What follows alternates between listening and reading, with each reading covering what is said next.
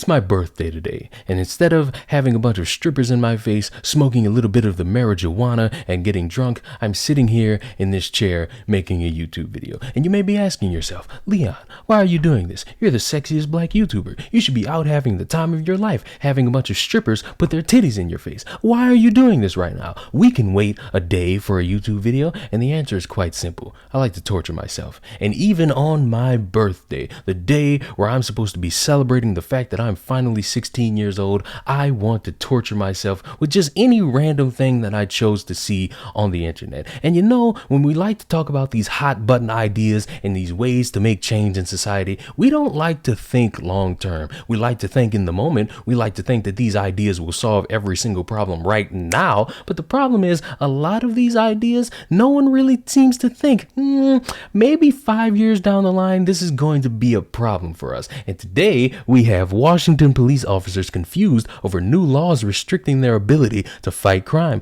A slew of law enforcement reform bills went into effect last week in Washington, with officers being hobbled in how they handle crime and arrest suspects. Washington Governor Jay Inslee signed a dozen bills into law back in May that restrict how law enforcement officers conduct their work, including severely limiting when officers can detain suspects and types of weapons and force that can be used. We have a moral mandate to uproot systemic racism in our society. He added that he believes Washington can be an anti-racist state. First of all, I don't know what cops have to do with being anti-racist, and I don't know how limiting their resources and how they arrest people will make Washington an anti-racist state. But let's keep reading. House Bill 1310 states that officers can only arrest the suspect if they have probable cause, not just on suspicion alone. Okay, well, that's kind of a good idea. Use of force is not authorized if probable cause is absent, even if the suspect flees the scene. I don't think I want to read the rest of this. So you're sitting here telling me that if someone who is a suspect that hasn't really shown any violent tendencies is just around, they could just flee the scene and the officers can't do anything? They can't detain them. They can't shoot them with a stun gun. They can't try to stop them even if they flee the scene? Are you telling me that that's going to help Washington be an anti-racist state, limiting cops from making sure someone is not the bad person, or investigating them, or making sure that they aren't the right suspect that fits the description of the scene? You're telling me it's okay for officers just to say, I don't think you can do this, and just leave, and they're allowed to do that? In addition, if an officer has probable cause to arrest someone and they flee the scene in a vehicle, an officer is prohibited from arresting the suspect unless they committed a traffic violation or the officer has I'm not reading the rest of this. I just find it all complete funny at this point. All of these ideas that we have for dealing with police and police brutality and how police target black people and black people only,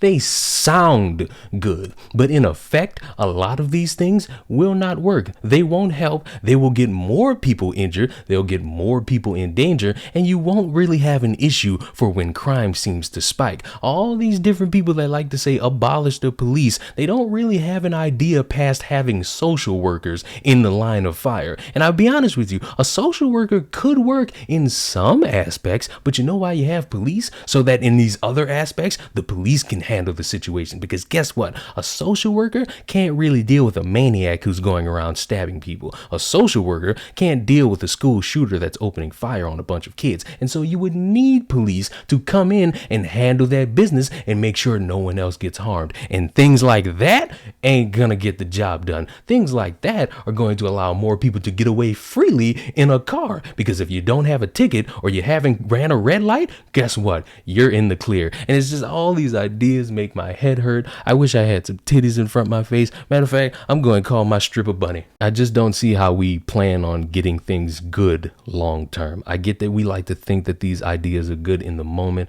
I get that we like to think that what we're doing right now is for a better society. But long term, is this really going to be the thing that gets us in more good graces with the police? Is this really going to be the thing that gets us to connect and trust police officers? You see, with all these different rules being put in place, police officers are quitting. You're running out of officers. And so now people are refunding the police because crime is spiking and these social worker ideas are not working. So somebody needs to come up with something in order to get the good graces going, because if not, we're going to have more people like Lori Crackhead sitting here advocating for all these different things without really addressing the problem. And I think that is more destructive and not constructive. Subscribe to the channel. Wish me happy birthday.